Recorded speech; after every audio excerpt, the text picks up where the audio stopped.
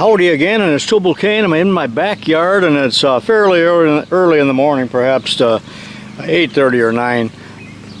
And this video is a little bit different from what I usually do, but take a look at how nice my tomatoes are coming.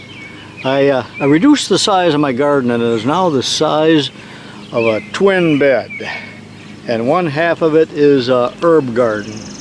Well, that's got nothing to do with what I'm going to tell you right now, and it's near the end of June 2015, but I have had a reoccurring problem in my yard with moles, and they do a lot of damage to the yard, which I do not like, and I'm always after them, and I do try my mole traps sometimes, but they're bordering on useless. I'll show you some of those here in a moment, but the really only way to get them here in Illinois, if you're serious about it, is to watch for them and wait, and you have to have a lot of patience, and eventually you'll see a little movement in the ground. But first of all, on a daily basis, you need to stomp down the mole runs, and then you are able to tell which mole runs are active.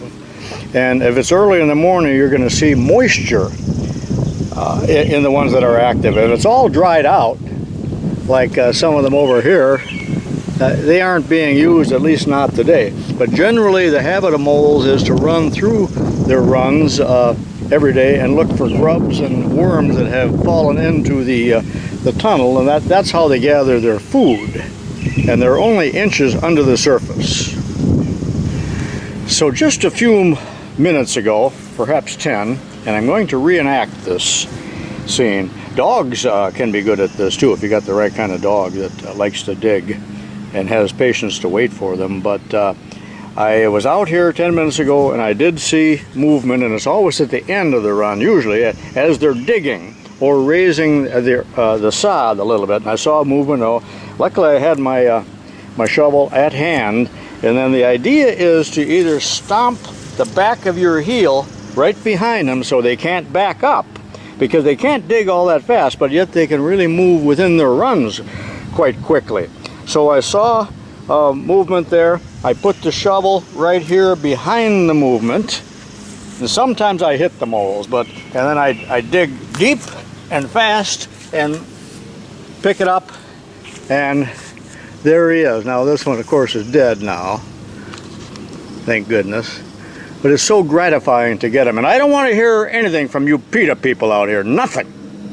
Because these are a nuisance, and well, I suppose they serve a purpose, but I do not like them.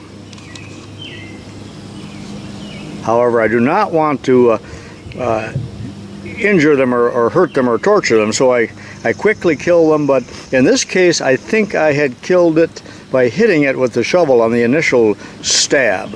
Let's take a look at this ugly little creature before I bury him for good. And some people will say, some sources will say, put him back in the mole run and tamp the dirt down and let him stay there, and the smell prevents the other moles from being active in that area and probably leaving, because, you know, they don't like the smell of their dead daddy.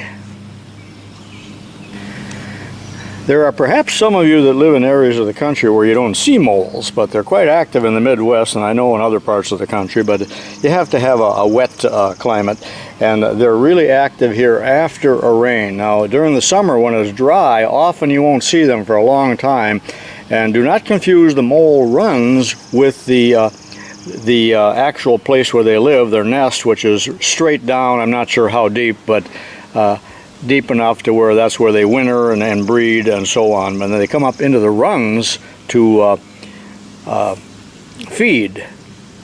And this is a pretty fat one, although I've seen them fatter. Quite plump. You must have eaten an awful lot of grubs and worms. But the interesting part is the size of their front feet and claws, and that's what they do the digging with. And as they inch along in a mole run, what they do is push up with their back, I believe. So they have probably a lot of strength in these legs here, and that's what raises the sod.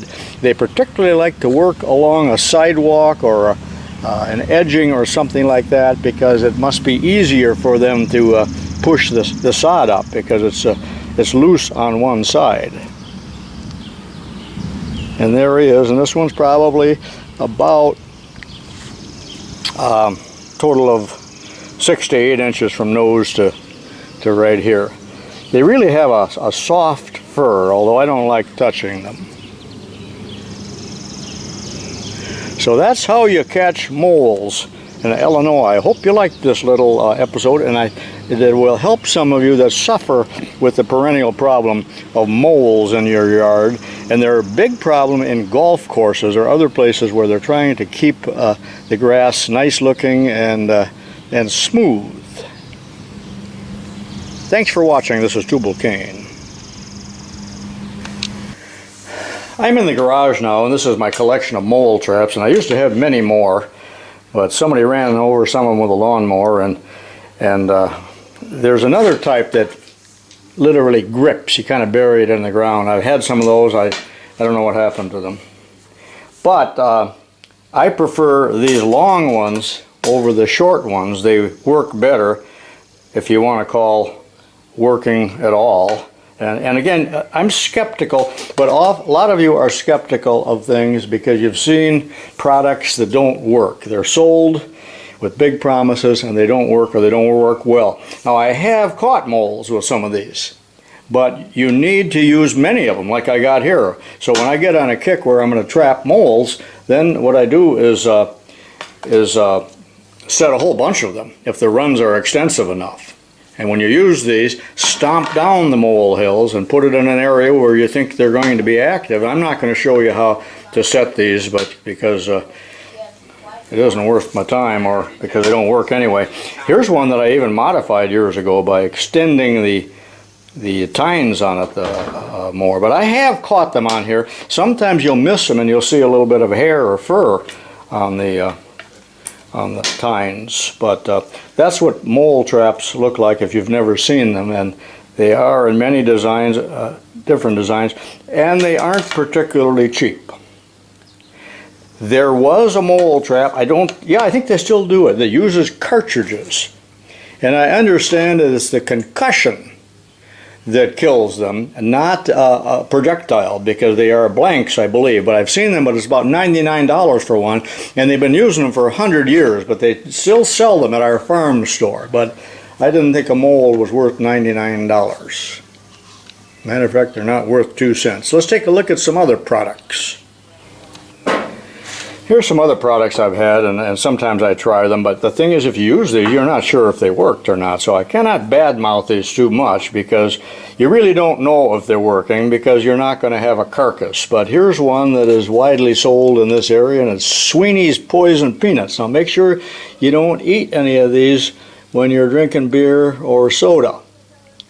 But that pokes down into the ground, and you release some of the peanuts down in various spots, and supposedly they'll eat them and die. There's all kinds of cautions on there. And here's another one called Rodex, but this actually says for pocket gophers. This is a pretty old container, and it's got a skull and crossbone on there, so it's old enough so that was only $2 when it was sold. And here's one you can buy around here, and I've got 2 cans of these, but often I forget to use them until I mow, and then I see the mole runs, mole hills. And by the way, don't make a mountain out of a mole hill. This is the high yield mole and gopher bait. It kills moles and gophers dead. Well, that's a crazy thing to say, because you don't kill moles and gophers alive, do you? And that's some kind of pellet too. There's also one that I have used that is it smokes, and you dig a little hole and you throw it in there, and it smokes, and it's supposed to go down into the run or the nest and kill them. I've also even done crazy things like hooked up the Briggs & Stratton motor and ran exhaust gas in there for a half hour. But again, that's a remedy that you don't know if it works. So there is no better way than what I have shown you with the shovel. And I have watched my neighbor do it. He's the one that taught me. He's 93 and a Pearl Harbor survivor. But in his yard once, he said, watch this, and he'd put his heel in there, to keep it from moving, and reached down and grabbed it by the nape of the neck, like you might grab a rabbit, and pulled it out of the ground like a magician. So I was very, very impressed by that, and I wouldn't believe that story if I hadn't watched somebody do it.